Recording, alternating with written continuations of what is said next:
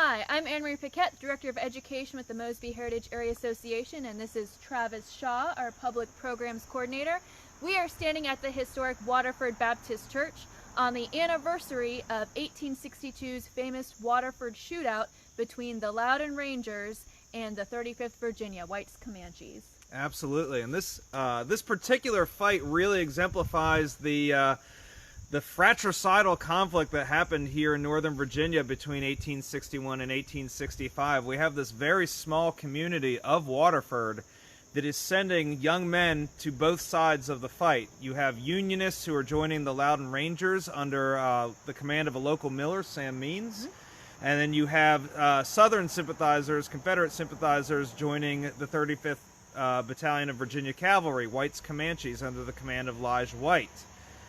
So in August of 1862, we actually have the Loudoun Rangers here with Sam Means, and they're recruiting here at the Baptist Church. Now, Samuel Means actually chooses to stay home a few blocks away on the other side of town during this, and his men are mostly camped out on the lawn on the other side of the building from here. Now, of course, White's Comanches catch wind of what's going on here in Waterford, and they get permission to come out to this area in order to, and I quote, whip Means, is kind of their goal. That's right. The plan is to, first and foremost, capture Samuel Means, and then to capture as many of the men under his command as possible. So in the pre-dawn hours of August 27th, White's Comanches are going to slowly surround the village. They are going to try and capture the men sleeping here in and around the church unawares. Now, unfortunately for them, they're going to shoot off a few errant shots. Yep. That's going to alert the men here to their presence, and over the next few hours, this church essentially becomes a fort. Yes. White was really depending on the element of surprise here in order to capture the Rangers. And so that's why he had them surround the town ahead of time, and there was actually a force directly behind us here, coming up behind the Verts house, Henry Verts and his wife Lydia Ann Verts, while the rest of the Comanches were waiting across town with their horses to try and sweep up the Rangers that would run away. But as Travis said, there was a miscommunication there, and shots were fired without then following up and charging at the Rangers on the lawn. Right, so the big prize of the day, Samuel Means, he's able to escape. Many of the Rangers who are staying in other parts of the town escape.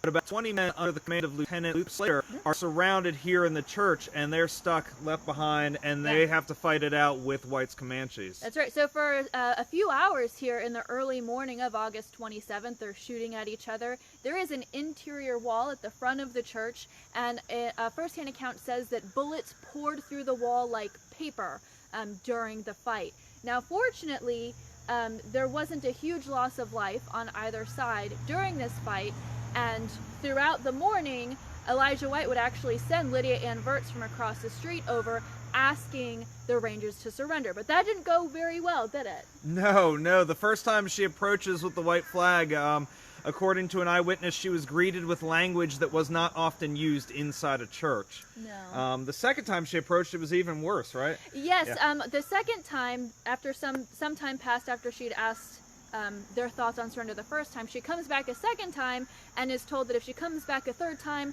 the Rangers inside the church will shoot her. So again, not very church-like language. Finally, I think it's at about 7 o'clock that for a third time, the Confederates asked the Union troop here to surrender. And finally, at consideration of the injured soldiers inside the church and the shrinking ammunition, they agree to then, figure out terms. Right. After 3 hours, both sides are running low on ammunition. The situation inside the church is dire. You've got wounded men. Lieutenant Slater is actually shot in the neck. He's lying there very grievously injured. White, his men are low on ammunition, and he's also fearing that Union reinforcements are going to be on their way. So he wants to get out of town as quickly as possible. So he's willing to offer the Loudoun Rangers terms of surrender. They will be paroled on the spot. They won't be sent to any prison camps. And the officers will be able to retain their sidearms and so forth. So it's a pretty good deal for the Loudoun Rangers who are trapped inside here. Now, the surrender doesn't go exactly as expected because of one particular incident that I know you know a lot about. That's right. So one young man who is with the 35th Virginia, William Snoots, is helping to parole the prisoners and loudly declares that he is going to murder, he's going to kill the prisoner that is in his charge. Now, fortunately, his own comrades prevent him from doing so. But the man that he was about to kill was his own brother, Charles Snoots, who was a Loudoun Ranger, his own younger brother. And so this is clearly a point at which it was brother versus brother in the Civil War. And I can say that Charles, for his own sake, claimed that if his brother would lay down his arms and fight him fairly, he would wipe the earth with that cowardly cur. I think were his words, something to that effect. So there was no love lost between the Snoots brothers that day or between the neighbors that fought each other here at the Waterford Church. Absolutely. And, you know, we'd be remiss if we didn't come here and mention the good work that's being done by the Waterford Foundation, keeping this village very much preserved as it would have looked in the 1860s. I mean, a walk down the streets here in town is like traveling back in time. You can see not only the Baptist church here, but many of the other buildings, many of the homes that these men lived in, and in the cemeteries you'll see former antagonists buried side by side. Really is one of the most special places in the heritage area. So if you're ever here in Loudoun County, please come by and check out Waterford. It's a fantastic place.